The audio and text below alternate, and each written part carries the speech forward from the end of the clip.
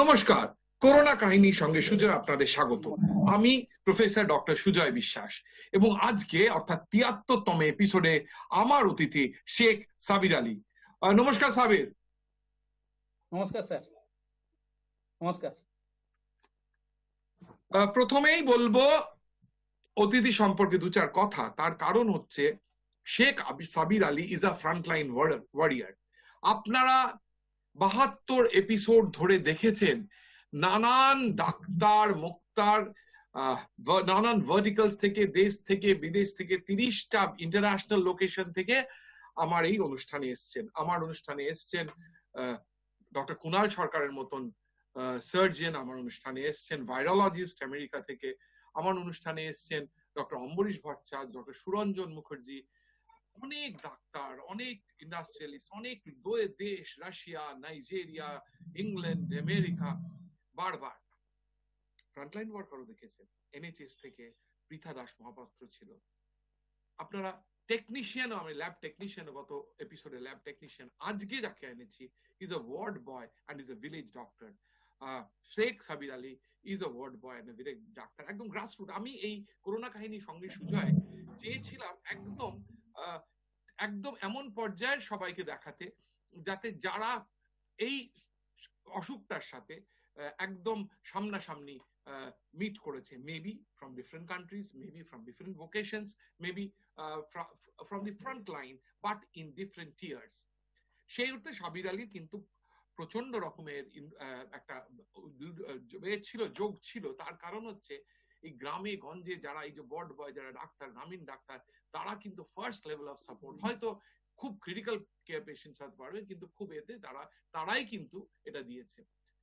সাবির, আমি তোমাকে বলছি, এইটা আমি ৭৩তম এপিসোড, এর মধ্যে অনেক এপিসোড হয়েছে। সত্যি বিশ্বাস করো, আমি চাইনি যে এই করোনা কাহিনী সঙ্গে সুজয় এততম এপিসোডে চলে আসুক। তার কারণটা সিম্পল। এপ্রিল মাসে যখন শুরু করি তখন সবারই ধ্যান ছিল, ধারণা ছিল যে জুন মাসের মধ্যে এটা শেষ হয়ে যাবে। হয়নি, খুব কষ্টের হয়নি। আমি চাইনি, তুমি জানো তো এই চ্যানেলে আমি আরেকটা প্রোগ্রাম করি এই হাই নিউজে, জয়ের পথে সঙ্গে সুজয়, যেটা ২৩৬তম এপিসোড, কিংবা ৪.৫ বছর কেটে গেছে। সেই প্রোগ্রামই আমার চালিয়ে নিয়ে যাওয়ার বাসনা অনেক দূর অব্দি, সাফল্যের কথা বলা, মোটিভেশনের কথা বলা, ইন্সপিরেশনের কথা বলা। কিন্তু আজকে যেটা আমি ফিল করছি যে এখানে কিছুতেই করোনা এখনো শেষ হয়নি। বিভিন্ন বিদেশে, বেসিক্যালি ইউরোপ আমেরিকাতে এখন সেকেন্ড থার্ড স্পাইক হচ্ছে। সেখানে তুমি আমার অনুষ্ঠানে you are the first guest, যে গেস্ট এত ফ্রন্টলাইন থেকে, এত বেসিক লেভেল থেকে এই সম্বন্ধে অ্যাজ এ ফ্রন্টলাইন সোলজার করোনাকে তুমি কিভাবে প্রথম থেকে দেখেছো, যদি তুমি আমাকে একটু বল। প্রথমে জানাই স্যার, কোভিড-19 কে কেন্দ্র করে সারা পৃথিবী এখন একটা অভূতপূর্ব একটা অবস্থায় চলছে। তো আমাদের প্রিয় বাংলাতেও তার প্রভাব পড়েছে। এই গভীর বিপদের সময় আমি নিজের ঝুঁকি নিয়ে ও দায়িত্ব নিষ্ঠার সঙ্গে চেম্বার করছি।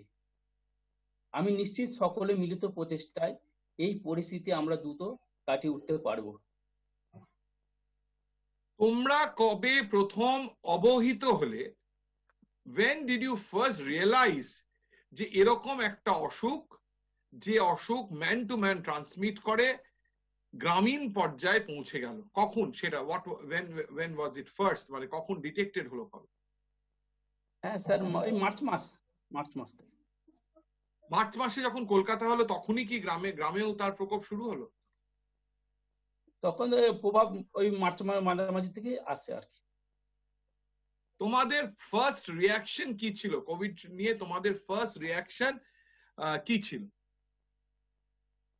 দেখুন স্যার, এই সত্যি বলতে এই কোভিড করোনা নিয়ে কোনো রকমই আমাদের এই বিষয়টা জানা ছিল না। তো যত প্রতিনিয়ত আমরা এই বিষয়টা দেখছি, পেশেন্ট দেখছি, তো আমাদের এক্সপিরিয়েন্স ততটাই দেখছি, অনেকটাই শিখতে পারছি আর কি। তো মেনলি শরীরে আমাদের ইমিউনিটি ক্ষমতা ঠিক রাখার জন্য আমরা ভিটামিন সি ইউজ করি বা মাল্টিভিটামিন একটু ইউজ করতে পারি। আর এছাড়াও আমরা ভিটামিন সি জাতীয় ফল, কমলা লেবু, মৌসুমী লেবু, আমলকি, এই ধরনের পেশেন্টদের খেতে বলি। এবং প্রোটিন জাতীয় খাবার, ভিটামিন প্রোটিন, ঘি, মাখন, ছানা এগুলো একটু খেতে বলি।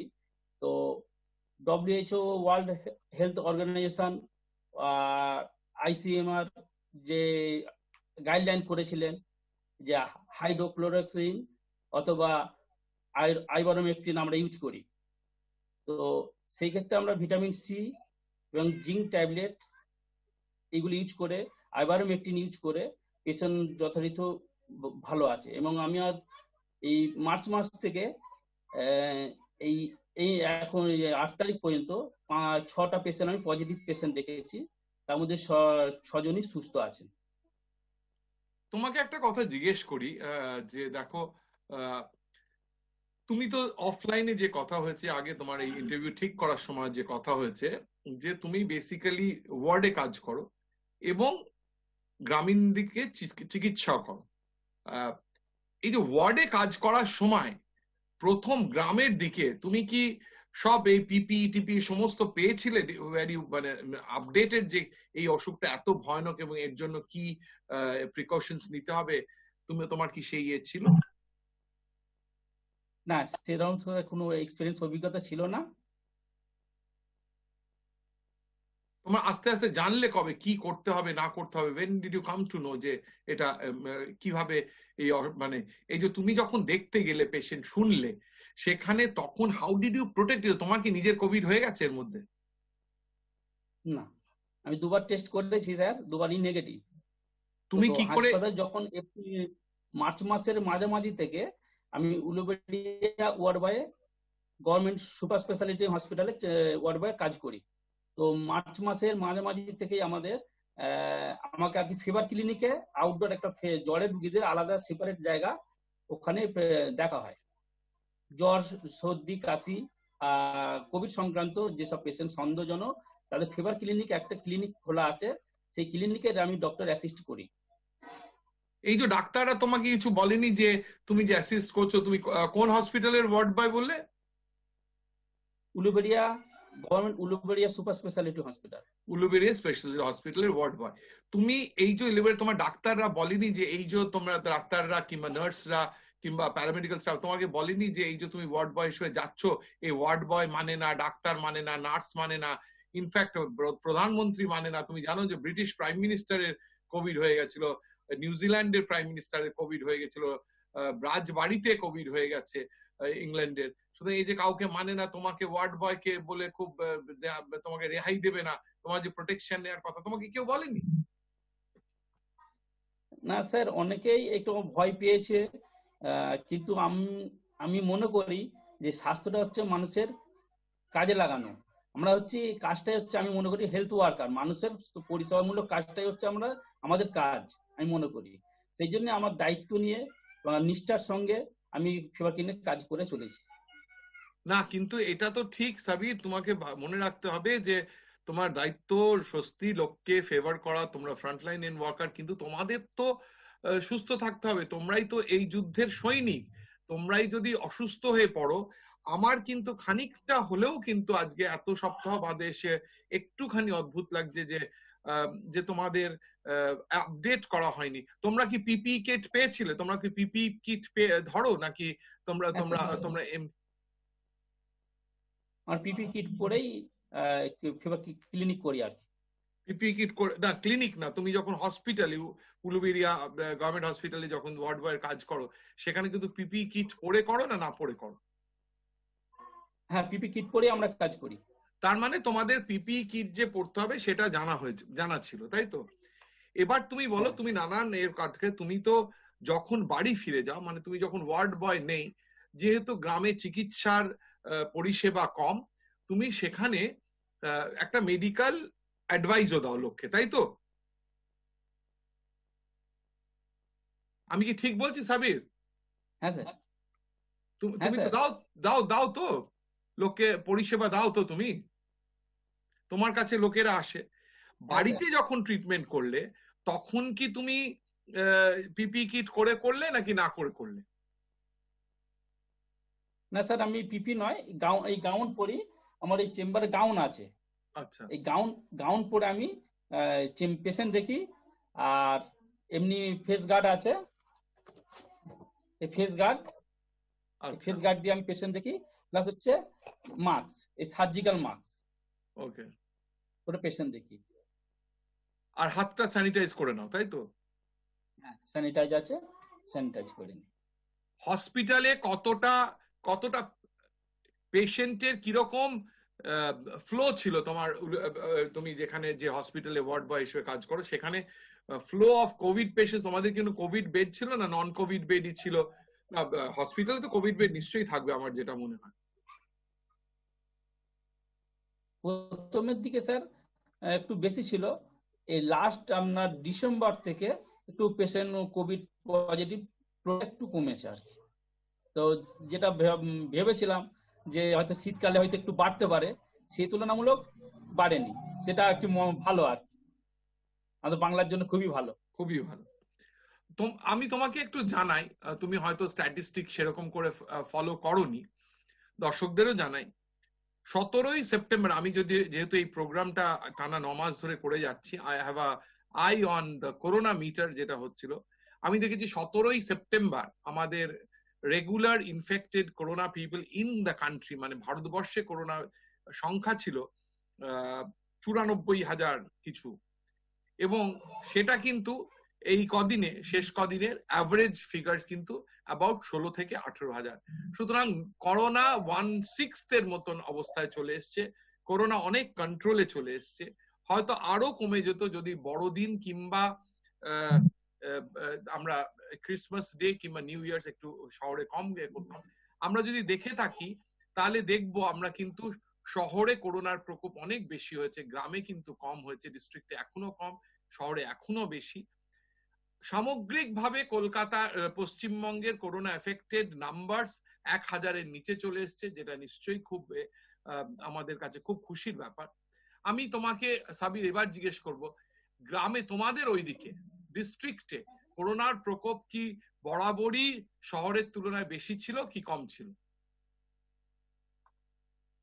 কম ছিল, শহরের তুলনায় তুলনামূলক আমার ধারণা কম ছিল। কেন কম ছিল? কেন কম ছিল বলে তোমার মনে কি মনে হয়, কেন কম ছিল?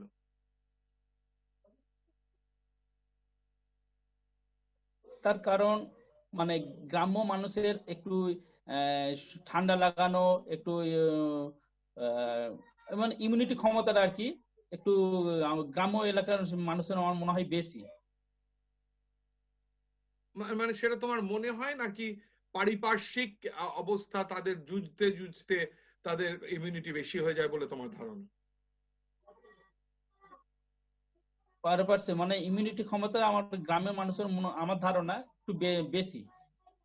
তুমি যখন হসপিটালে পেশেন্ট দেখেছো, এই করোনা রোগীদের কেমন দেখেছো? তারা শেষ অবস্থায় এসছে না সিমটোম্যাটিক অবস্থায় এসছে নাকি কিছু কিছু সিমটমস নিয়ে এসছে? তোমার এক্সপিরিয়েন্স কি এখানে? মূলত পেশেন্ট যেগুলো মানে হাসপাতালে আসে সেটা সর্দি, কাশি, কফ, হ্যাঁ একটু ওই রানিং নোজ, হ্যাঁ একটু সর্দি ঝরছে, তো সে মতো অবস্থা আমরা পজিটিভ পাবে না। তো গলাটা ব্যথা, একটু ব্রেথলেস মানে শ্বাসকষ্ট টাইপের হচ্ছে, সেটাকে আমরা কোভিড সন্দেহ করে আরটিপিসিআর টেস্ট করতে দেওয়া হয়।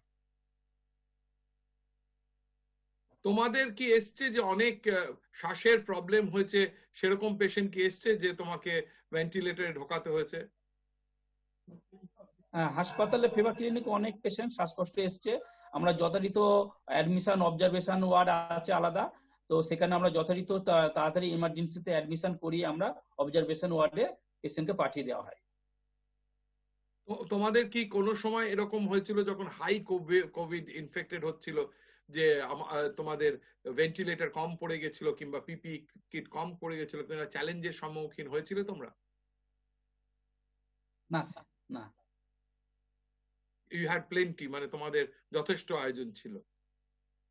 হ্যাঁ অবশ্যই। তোমার কি কখনো মনে হয়েছে যে যেহেতু তুমি ওয়ার্ড বয়, তোমার যে তোমার পরিষেবা তো বেশি দিতে হয়, কোন মানে তোমার কেয়ার নিতে হাসপাতাল কর্তৃপক্ষ, ডাক্তার কিংবা নার্স কিংবা তোমার কোয়ালিফাইড স্টাফদের চেয়ে তোমাকে কম প্রোটেকশন নিয়েছে কিংবা কম তোমার খেয়াল রেখেছে? তোমার কি কখনো কাজ করতে গিয়ে মনে হচ্ছে, নাকি মনে হচ্ছে যে যে যে সবই একই রকম ভাবে সবাইকে ট্রিট করা হয়েছে? না স্যার, যথারীতি আমরা পিপি কিট এবং হ্যান্ড গ্লাভ, মাস্ক যথারীতি আমরা পেয়েছি, এবং আমাদের সুপার সাহেব স্যার উনিও আমাদের N95 এবং স্পেশাল আমাদের ভাবে দেখেছেন, আর স্পেশাল দেখেছেন। তোমরা কি কখনো ডাক্তারকে জিজ্ঞেস করেছো, তুমি যেহেতু তুমি বললে যে তুমি বাড়িতে গিয়ে, তোমার গ্রামের বাড়িতে গিয়ে তুমি পেশেন্টদেরও পরিষেবা দাও, ডাক্তারদের কাছ থেকে কোনো কি জানতে চেষ্টা করেছো যে এই যে পরিষেবা দিচ্ছ তোমার কি বলা উচিত, কি টেস্ট করা উচিত, কি খেতে বলা উচিত, কিভাবে কি করা? তুমি কি ডাক্তারদের, তার কারণ হচ্ছে তুমি নিজেই বলেছো যে তুমি ডাক্তারিটা লোককে সাহায্য করার জন্য করো, you are not a qualified doctor, কিন্তু তোমার মতন এরকম পরিষেবা তো ভীষণ দরকার ভারতবর্ষের মতো, যেখানে পেশেন্ট এবং ডক্টর রেশিও খুব কম। তুমি কি ডাক্তারদের থেকে এই অসুখটা সম্বন্ধে কিছু জেনেছিল? জানলে কি জেনেছিলে তার মধ্যে বলো? হ্যাঁ স্যার, জানার তো শেষ নাই। তো কোভিড এই প্রথম, মানে আমরা অনেক কিছু জানলাম, আমার স্যারদের দিয়েও হেল্প করেন আর কি, সহযোগিতা করেন। তো অনেক সর্দি কাশি, ব্রেথলেস, সোর থ্রোট মানে গলা ব্যথা, সোর থ্রোট এর পেশেন্ট আসে। তো সেই ক্ষেত্রে আগে হাইড্রোক্সিক্লোরিন ইউজ করতাম, তো এখন আইভারমেকটিন বা 12 mg 5 days bed time, zinc 50 OD 14 days, doxycycline 100 mg BD 5 days, vitamin C 500 BD 10 days। যেগুলো কোভিড সংক্রান্ত আমরা মানে দেখছি যে এটা সন্দেহজনক, এটা আরটিপিসিআর পজিটিভ হতে পারে, তো এই ওষুধগুলো রানিং করে আমরা আরটিপিসিআর টেস্ট করা আছে। তোমার ডাক্তারির প্রশ্নে আবার পরে যাব। পালস অক্সিমিটার আছে, পালস অক্সিমিটার দিয়ে দেখে নিই কত অবধি অক্সিজেন স্যাচুরেশন থাকলে তুমি মনে করো যে তুমি মনে করেছো যে ঠিকঠাক আছে? 90 পর্যন্ত আমি চেম্বারে অ্যাভেলেবল রাখি, 90 নিচে নামলে আমি হাসপাতালে সহযোগিতা নিই। তোমার কাছ থেকে অ্যাজ এ ওয়ার্ড বয়, তোমার ডাক্তারি পরিষেবা যেটা দাও তুমি অ্যাডিশনালি, সেটা পরে যাব, ওয়ার্ড বয় হিসেবে তোমার কাছ থেকে কি মানে এক্সপেকটেশন হাসপাতালের ছিল ডাক্তারদের কিংবা নার্সদের, এবং সেটা তুমি কতটা করতে পেরেছো বলে তোমার মনে হয়? যথারীতি স্যার, আমি একটা করোনা ইউনিটে কাজ করি, তো আমি একটা এই করোনা ইউনিটের আমি ভাবছি একটা সৈনিক হিসেবে আমি কাজ করার চেষ্টা করি, এবং যথারীতি যে সময় সেটা সঠিক কাজে লাগাই, পেশেন্টের পরিষেবা মূলক কাজই করি, এবং এটা তো আমাদের মানুষ সেবামূলকই কাজ, এটা আমি নিষ্ঠার সঙ্গে এবং দায়িত্ব নিয়ে কাজটা করি। না, তোমার থেকে আমার প্রশ্নটা একটু ডিফারেন্ট ছিল সাবির, সেটা হচ্ছে তোমার থেকে ডাক্তার কিংবা নার্সদের কি পরিষেবা এক্সপেক্টেড ছিল, কি পরিষেবা তারা তোমার কাছ থেকে ভেবেছে যে পাবে, এবং কি পরিষেবা তুমি দিয়েছো আজকে। তুমি খুবই ভালো লাগছে বলছো তুমি ফ্রন্টলাইন ওয়ারিয়ার, তুমি তোমার জীবন দিয়ে কাজ করতে চেয়েছো, কি কি পরিষেবা তুমি দিতে পেরেছো মনে হয় যেখানে তুমি একটু হলেও ডিফারেন্স করতে পেরেছো? আমি স্যার মেনলি ফিভার ক্লিনিকে থাকি, আউটডোর আর কি, ওপিডি ফিভার ক্লিনিকে। ওখানে অনেকেই কষ্ট নিয়ে আসে, যদি কোনো পেশেন্ট স্যাচুরেশনটা দেখি সঙ্গে সঙ্গে পালস অক্সিমিটার দিয়ে দেখে নিই, সঙ্গে সঙ্গে ইমার্জেন্সি থেকে ভর্তি করি, অবজারভেশন ওয়ার্ডে আর কি আমরা ব্যবস্থা করে দিই, সঙ্গে সঙ্গে যাতে বেড রেস্টে আমরা অক্সিজেনটা ব্যবস্থা করতে পারি। এইটাই তুমি ফার্স্ট, মানে প্রথম যারা আসে হাসপাতালে তুমি তাদেরকে প্রথম মানে পয়েন্ট অফ মানে যে ফার্স্ট পয়েন্ট অফ ইন্টারাকশন হচ্ছে তুমি, তাই তো? মানে তোমার সাথেই প্রথম পেশেন্টের দেখা হয়, তারপর তুমি সেটা ডাক্তারদের নিয়ে যাও, তাই তো? বেসিক টেস্ট করে, সেটাই তো তুমি বললে। আমি কি ঠিক বুঝেছি? মানে দর্শকদের বোঝার জন্য বলছি, সেটা কি ঠিক বুঝেছি? অ্যাজ এ ওয়ার্ড বয় তুমি প্রথমে পালস অক্সিজেন স্যাচুরেশন, জ্বর দেখলে, মেবি অটো প্রেশারও দেখলে, করে কিংবা শ্বাসের প্রবলেম, এটা করে ডাক্তারদের রিপোর্ট করলে। am I correct or not? না, on duty fever clinic on duty doctor বাবু থাকেন। আচ্ছা, মর্নিং টু ইভিনিং পর্যন্ত আমাদের ফিভার ক্লিনিক চলে। মানে তুমি ডাক্তারকে অ্যাসিস্ট করো, এই কাজগুলো কি তুমি হ্যাঁ, করো, ডক্টর তুমি অ্যাসিস্ট করি। ডাক্তারকে অ্যাসিস্ট হ্যাঁ, এই ডাক্তারকে অ্যাসিস্ট করতে করতে তো তুমি কিছু কাজ শেখো, তাই তো? এবার তুমি যখন বাড়িতে গিয়ে করো, তখন একটা কথা বলছি যে দেখো, এই যে জ্বর জারি, তো জ্বর কাশি হাঁচি এ তো লোকের এমনিও হয়েছে, এতে এমন না যে করোনা বলেই হয়েছে। তুমি কি করে, তোমার এক্সপিরিয়েন্স দিয়ে তুমি কি করে ডিফারেন্সিয়েট করতে যে এই জ্বর জারিটা এমনি কেন, তুমি কেন, তোমাকে আবার জিজ্ঞেস করছি, তার কারণ এটা একটা ভীষণ ইম্পর্টেন্ট প্রশ্ন। তার কারণ হচ্ছে আমাদের দেশে তোমার মতন লোকেরা যারা ওয়ার্ড বয়ের কাজ করে এবং বাড়িতে ফিরে গিয়ে যাদের উপর অনেক মানুষ ডিপেন্ড করে যে আমাদের একটুখানি শরীর সম্বন্ধে বলে দেবেন, যাদের হয়তো ক্ষমতা নেই কিংবা অনেক দূরে যেতে হবে, ডাক্তারের কাছে যাচ্ছে না, তারা তোমাদের মতন ওয়ার্ড বয়দের কাছে গিয়েই গ্রামীণ চিকিৎসক হিসেবে তোমাদের যাদের মনে করে তাদের কাছে গিয়ে নেয়।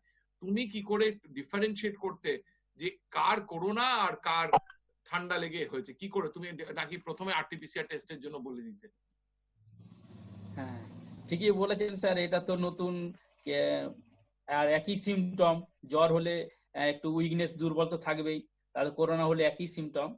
তো মাস্ট দেখা গেছে যে বেশিরভাগ কোভিড পজিটিভ পেশেন্টদের মানে গলাটা খুব ব্যথা হয়, খুব দুর্বল হয়ে পড়ে এবং জয়েন্ট পেন হয়, খুব জয়েন্ট, মাথা যন্ত্রণা, খুবই হেডেক হয়।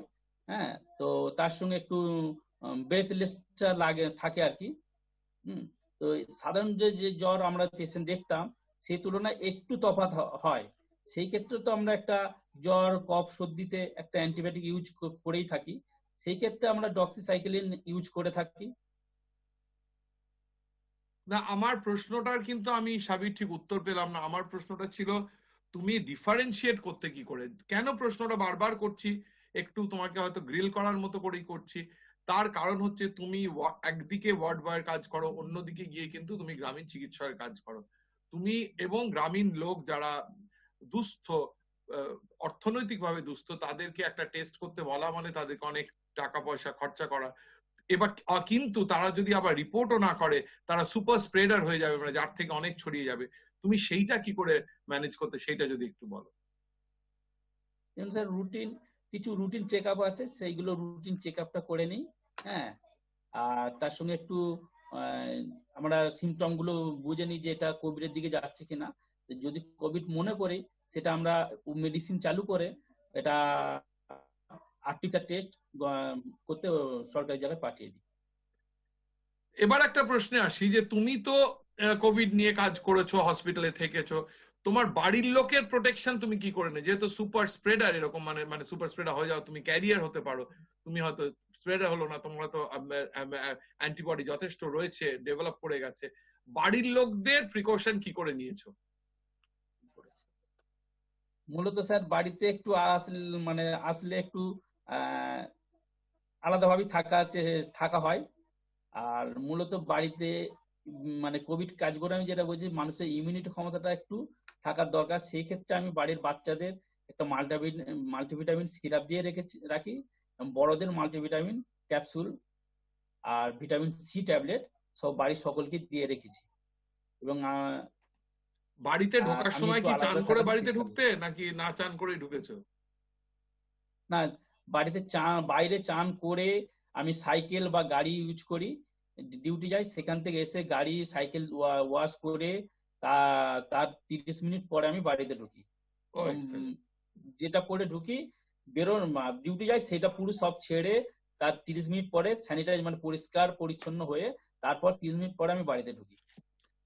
আমাদের দেশে তো ভ্যাকসিনেশন শুরু হয়ে গেল, আস্তে আস্তে আসার কথা, ভ্যাকসিন চলে এসছে।